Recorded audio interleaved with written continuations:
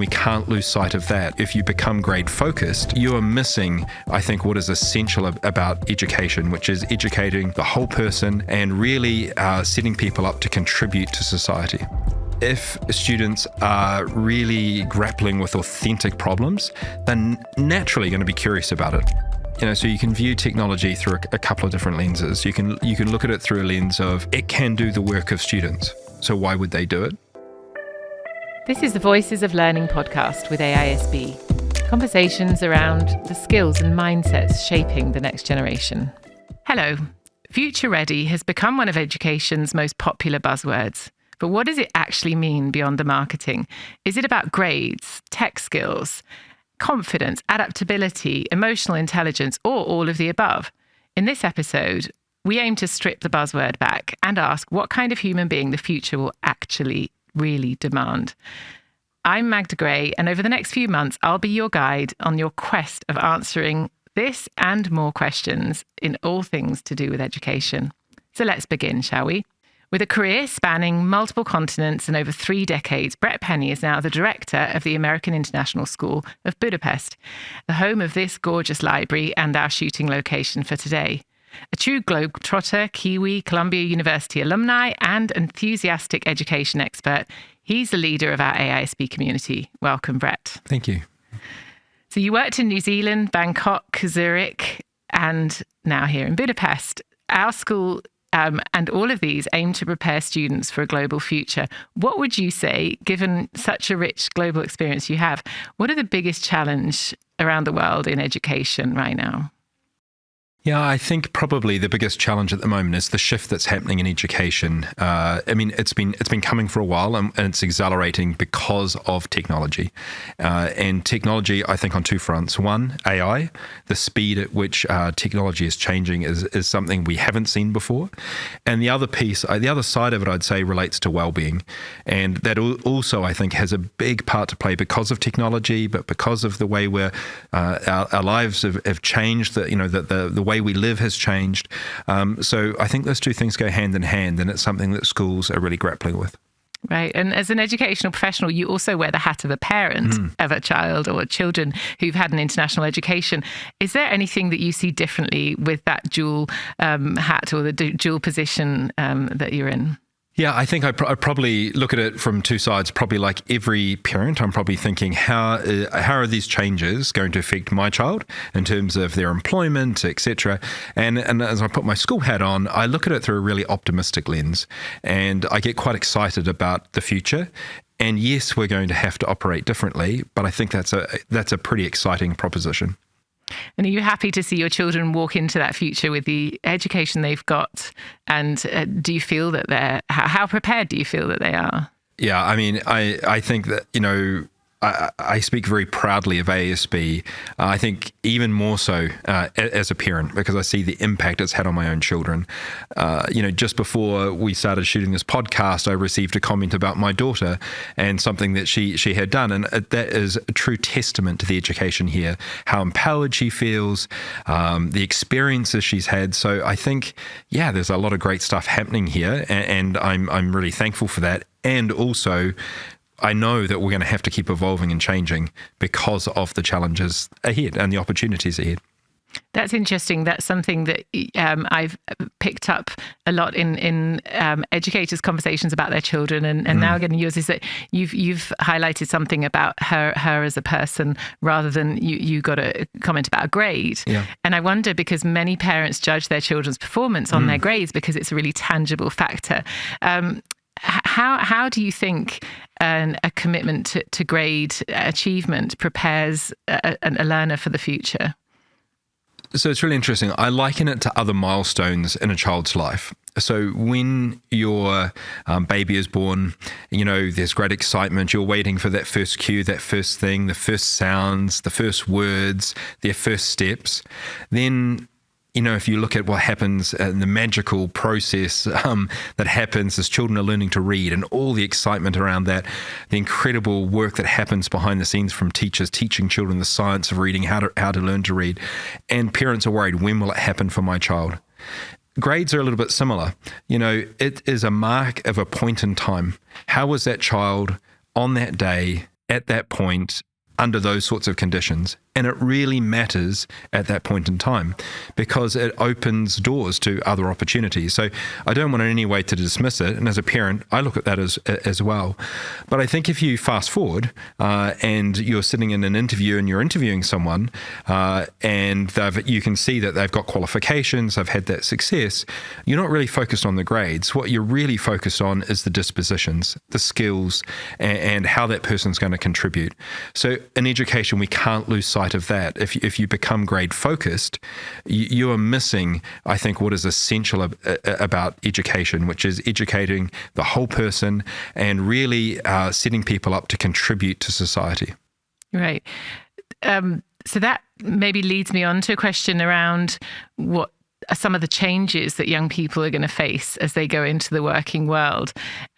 We know that the world's changing exponentially. So we might have been able to predict what the world was going to be like that we were going to enter into, but there's probably no chance we can accurately predict the kind of world that our children, students are going to be entering to. What overall, and you've mentioned maybe some of the soft skills, but what are some of the biggest challenges that you think this generation of learners will face as they enter the workforce?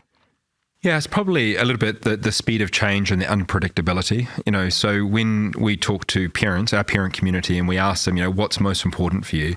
It's really interesting. Educators and parents often land on the same point. Like we can at times be talking about grades, etc. But if you ask parents, what do they really want for their child?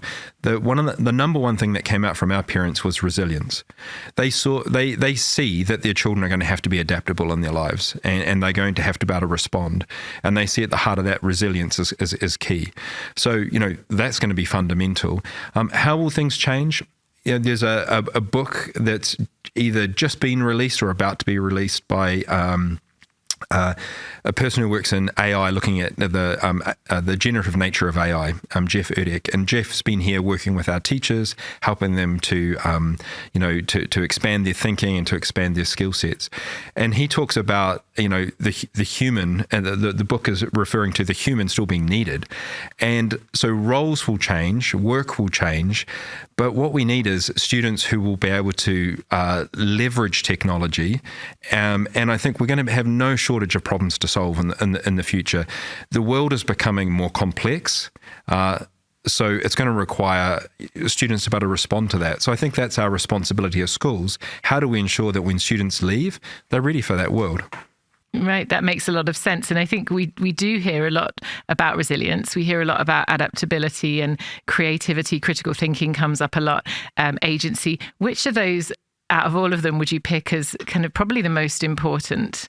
I assume resilience features a lot in that scale for you. But what out of those would be an important thing to really focus on, or that will really matter for our learners? So I sort of see them a little bit like a hierarchy. Some are needed as a foundation, and some of these sort of skills are more aspirational. So if you think about adaptability, to be adaptable, you first have to have resilience, because if something doesn't go right, you need that inner strength, that determination to be able to push forward to try again. You need to know that you will fail, and when you fail, that's okay. You're going to reset and give it a go again. So I think I would put resilience near the bottom. I'd put adaptability, and then you get into things like, having agency. Again, that is something that comes as a result of experience and opportunity. And then if you get to things like problem solving, I'd put that at a higher level. That's a result of these things. And then I'd say what probably is needed even more, there's problem solving, and then there's complex problem solving. So where you're working on dilemmas as opposed to just a problem, where you're required to work with others to solve a problem. It's not something you can just do on your own. So kind of executive functioning. Exactly. Yeah. So I think you get higher and higher, but fundamental, if you don't have, if you're not resourceful, if you not have, a high level of resilience, you're not going to be able to succeed. Yeah. Right. And how important is emotional intelligence within all of that? I mean, I think, I was thinking of this the other day when you sit down to interview somebody, that's what's going to get the person the job, right? Like it's how are they going to connect with others? How are they going to be able to work with others, build off the skills of others, to collaborate at those highest levels? Absolutely essential. And I think something that we really need to keep in mind. Yeah. Right. And another one, how would you rate or how would you scale confidence and curiosity alongside academic knowledge? Yeah. So I think, how do you acquire knowledge? Curiosity is the vehicle for that, right? So I think building curiosity, and I think that comes back to how we're teaching as well.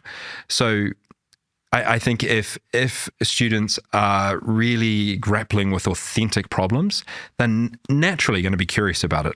Why is it like this? Why does this problem exist? Why hasn't someone solved this problem? The questions will flow if it's authentic. And then, so I think that's key. And some might say that now a lot of that knowledge and probably from now going forward is available through technology.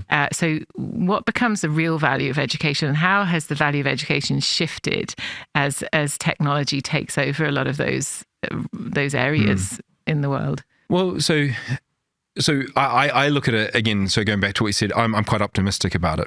So I think if technology can do some of those things, great, let it do it. And so it allows us to achieve more, allows us to do more. Let's focus on the things that technology can't do. So let's build in judgment, use judgment. Let's, how can we use that technology to solve a problem? How can we go further? I think one other thing I think is really important, and I don't want us to lose sight of, is when we think about good learning. So Vygotsky back in the 1900s talked about the zone of proximal development.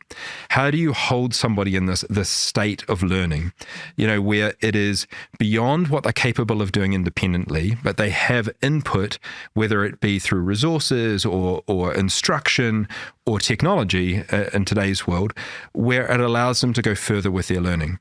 Now, when you're thinking about a classroom and you've got, say, in our case, 18 to 20 learners in a classroom, that's a difficult proposition when you're differentiating to all the needs within the classroom. I think technology is going to play a really key role in that in the future if we can leverage it well with a really experienced teacher, that it becomes more adaptive. So we'll be able to hold students in that zone for longer, meaning they're going to learn more efficiently, they're going to learn more, they're going to have greater skills. And let's spend the time, it allows us to spend time on things that really matter. And I don't think we're going to have any shortage of problems to solve. Yeah. So it does sound like you're painting quite a bright picture of the future. And this is a really kind of overarching question which stems from some of your answers, but I think is really important to try and answer face on. And it's, again, using the phrase future ready. When you really deeply connect with that, what does it actually mean to you? What does that? So you've explained a lot of those characteristics and those traits that we're going to need. But what does future ready actually mean to you? So what I would say, it's not a destination, it's a disposition. So it's a way of being in terms of the way you think of things. So when we wrote that as our vision statement, we went from having about 4 pages of notes down to one very concise statement. And what we wanted with that statement was something that was going to push us forward. So we're going to continually ask the question, are we future ready? Today, are we future ready? Are our buildings future ready? Is our curriculum future ready? So it would bring about a degree of accountability. But with that, pushes you to certain dispositions, which is you have to be open to change. You have to be open to question. You need to be moving forward as a school. And so I love it. And I think it keeps us really honest in a time when things are changing really quickly. Right. And that means there's that sort of embracing of uncertainty belongs as part of that. And how well do you think schools have managed to prepare students for that uncertainty in the past? And it sounds like they've prepared you pretty well, and that a lot of our educators who are really open to a new future, they're ready. But how well do you think maybe our students are, or in the past, maybe how we've been preparing for uncertainty as opposed to sort of stability and predictability? So I think schools can be very rigid, and I think in the past probably stability has been the focus. We've done it this way. This is the model of education. I think the pandemic really threw that in the air, and now AI is taking that even further. So I think what AI is going to question is the sum of the traditions, if you like, in schools, or some of the processes in schools. Are they still relevant? And I think our students today really question the relevance. And we've set them up to do that. We've asked them to ask the questions why, but we also have to be prepared. Sometimes they're going to be asking us that question: why am I doing this? What's the reason for this? Why is this even important? And we have to be ready for that question as well. So I think the gift I was given from a young age, and I hope that we give to every student here at school, is the gift of a growth mindset. So, when I came home and talked to my parents about my grades, they weren't interested in the grade. They were only interested in asking me what I'd learned, and more interested in asking me what I didn't understand. So if I got a percentage on a test, they'd be asking me, well, why didn't you get 100%? What was it that you didn't understand? What do you still have to learn? I think that's the gift that we should be giving all students. That idea of keep learning, and the fun is in the learning. And that's important as well. What you're saying is the fun is in the process. So the journey is part of the destination. The journey is the exploration, and the that's journey where has relevance. Right. Otherwise, why bother? Why ask students to be doing something that if they don't see the relevance, they're not going to engage? So that seems to be one of the answers that we're looking for, is also that the future is in the now. And that's why with our vision we've put today in the future ready sentence, we've also, or the phrase, we've also really focused on making sure we're not always in another time, we're also in the now. And I think that seems to resonate a lot with what you're saying, is that we make sure that the students are feeling good about the learning, and we're feeling good about what we're preparing them for, but by who they are in this moment. And obviously your parents were thinking the same thing, and it sounds like some deep wisdom that we should be tapping into, so the uncertainty can be grounded by that a little bit. And I think maybe too, just to go back to one point, which I made earlier about engagement as an example, and technology. So you can view technology through a couple of different lenses. You can look at it through a lens of it can do the work of students, so why would they do it? Or you can look at through the point of lifting what a student can do. So to give a quick example on that, my daughter came home on the weekend and she had a math problem to do, and she got stuck. And she had that emotional reaction of, this is really frustrating. I'm upset because I don't understand it. And here I am, I can't do any more. Then she started to think it through and problem solve.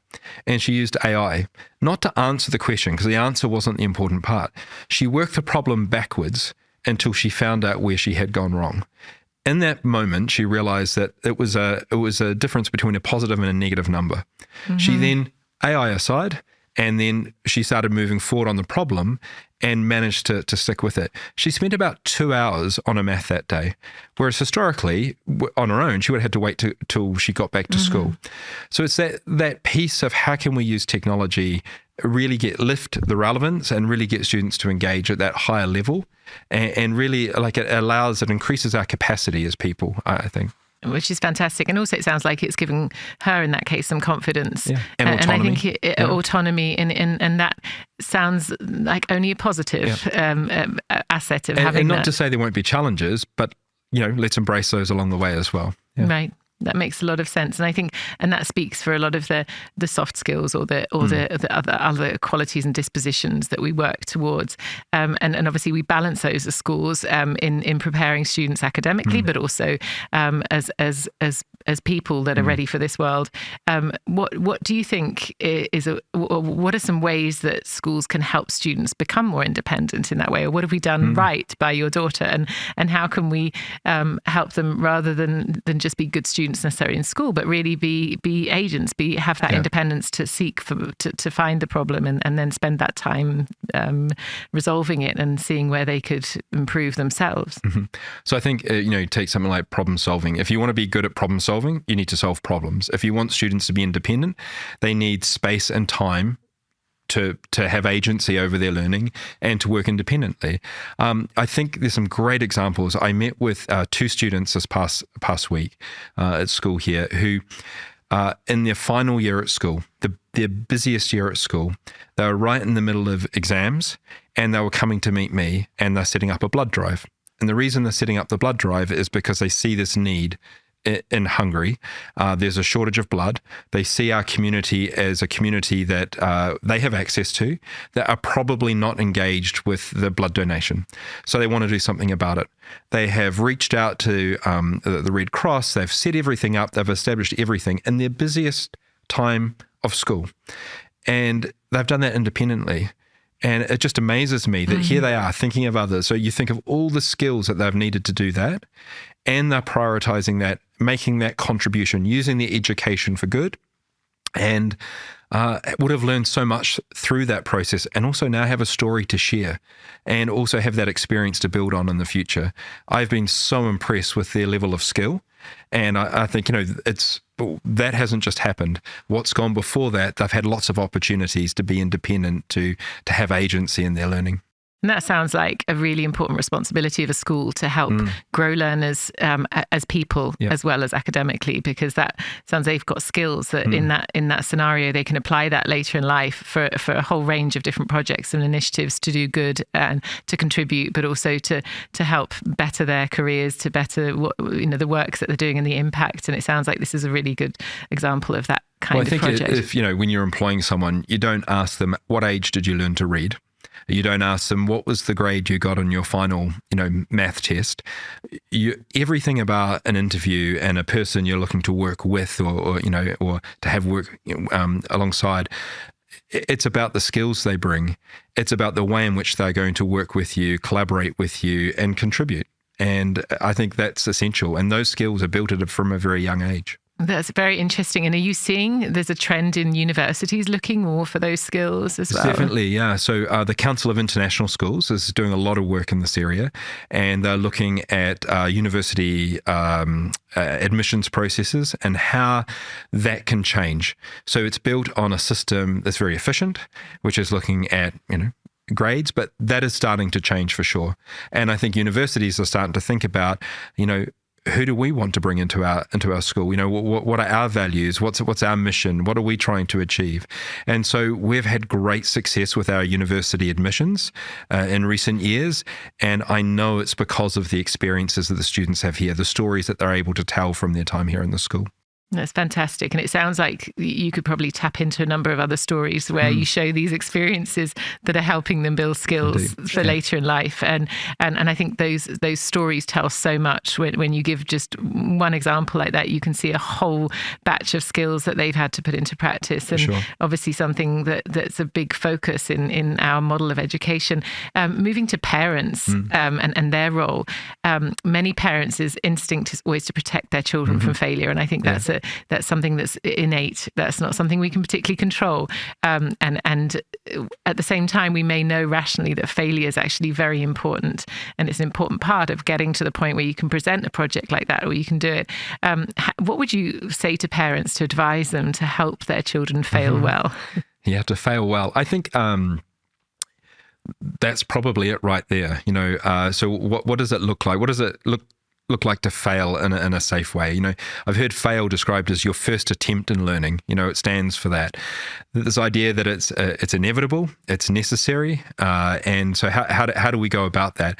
So I think that's where, as a parent, when a child comes home and says something hasn't gone well, the first question I try to ask is, so what did you learn from that? What would you, if you had the chance to do that again, what would you do differently? Whenever I come and see students presenting, often in this space, at the end of a project, the first question I ask them, if you were to start this project over again, what would you do differently? And I'm always just amazed at how much learning has gone on. And that's it doesn't really matter the end product. What really matters is what you've learned through that process. Learned about the topic, but also learned about yourself as a learner, and what would you do differently next time you have that opportunity? And what would be something that students often struggle with or report struggling with that actually becomes one of those greatest learning opportunities?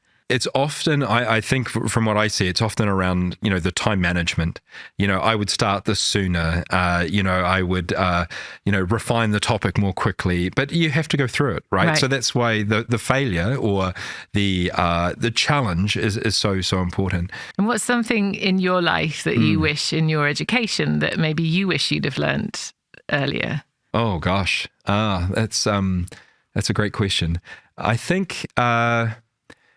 I think it probably would be that taking more risks early on. I think I have a tendency to be, with some things, a little bit of a perfectionist, worrying about things being wrong.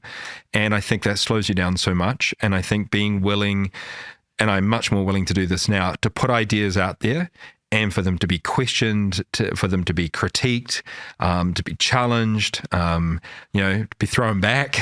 I think, that, and I see our students having those opportunities all the time. And I think that's probably the biggest, yeah. Right. So being able to admit where you need to take another look. And that idea that the beauty of collaboration is together, we will create something that individually we couldn't have achieved on our own. And I think that is key, and our students totally understand that. I think one other thing I would say is, as a school, we're thinking differently about learning experiences here as well. We live, I think, in a safer world. So if you think about the struggle, our students, our children have less struggle in their lives than what we had. We have less than what our parents, our grandparents had. And that probably is going to continue. So how do you build resilience in a world where things are just more comfortable, things are easier? And so we're thinking about our programs, and one of the areas that we're thinking about is around the learning that happens outside the class as well. So we've just recently formalized our 4th division of learning, which is our experiential learning, our extended learning, so our trips, our athletics, our activities, our service, all of those things that happen outside of the class. And how do we really build incredible opportunities around that will build some of these skills, I think, in an even more efficient way than maybe what would happen inside a classroom. Fantastic. So really reinventing learning. Yeah. So thank you so much.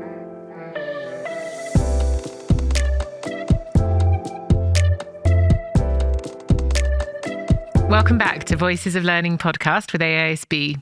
We're continuing our conversation with Brett Penny about what it really means to be future ready. So Brett, here comes a little twist. I've got a few controversial topics for you that I'm going to run by very quickly, and I want your instinct reaction as an educator, parent, and interested person in the educational field. So, cursive writing, should we keep it or get rid of it? Keep. There's close correlation with spelling. Mandatory coding, should it be brought in? Coding serves a purpose. Underneath coding is computational thinking. There's a lot of skills that are highly transferable that come with it. So it is a vehicle to other types of learning. And what are the most important subjects? Oh, in your opinion? What are the most important subjects? Those that have relevance. Yeah. And does AISB have a specialization? A specialization? I wouldn't single it. I wouldn't narrow it down to one. We have many specializations available to students. I think that's one of the beauties of our program. Great. And what do university enrollments show as being most important? Most important. I would say one of the words we're focusing on is contribution. How are students already showing that they're successful and contributing, making a difference?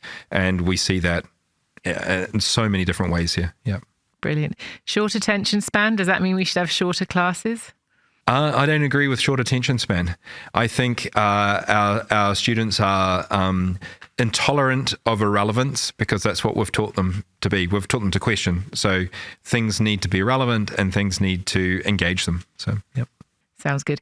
Standard testing, thing of the past or still relevant? Standardized testing has it's a tool that is helpful for a school to know that it's on the right path. Yeah. It gives you data. Yeah. Okay. And AI, it allows us to have a general knowledge about everything, everywhere, all the time. Is the school's role to nurture specialists, and/or is general knowledge still needed? I think both. I think general knowledge. Everyone needs a degree of general knowledge because you need to be able to apply that knowledge to the things you're doing. And also you need to allow for students to specialize. And that's what I love about our programs here. I have a surprise for you. I'd like to read this quote and give us your thoughts as they land about what it means to you. Okay. Education is the passport to the future, for tomorrow belongs to those who prepare for it today. Malcolm X.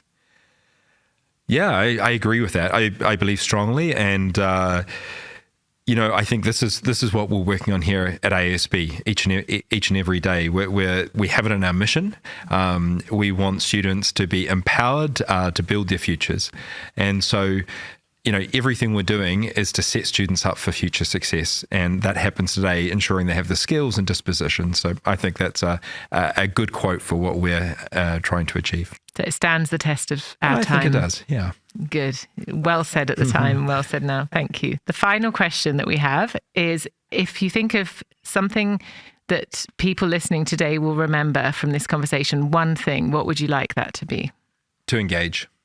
And I think that's the purpose of this podcast. Let's be part of the conversation. Let's engage our community. When we do that together, the outcomes for our students are going to increase significantly. So let's be part of the conversation. It sounds like a good call to action. Thank you. Unfortunately, that's all we have time for today. I know there's lots more that could be said about this. We really appreciate your time, Brett, and thank you to everybody who's watching and listening. We'll be continuing with this conversation around what it really means to be future ready throughout this first season. We're bringing you insights from incredible educators and different perspectives along the way. So please stay tuned. Please come back, and we hope that you'll join us along this journey and help us to form it as well. And if you'd like to learn more about AISB or continue to learn with us, you can find us on our social channels, Facebook, Instagram, LinkedIn, and now TikTok. And if there's anything that we talked about today that sparked a thought, a question, or a pondering, feel free to reach out to us. We hope this is a two-way conversation. And please add comments and send us an email if that's the best way. We'd love to hear from you. We'll see you in the next episode. I've been Magda Gray, the Advancement Director at AISB, and thank you so much for your time.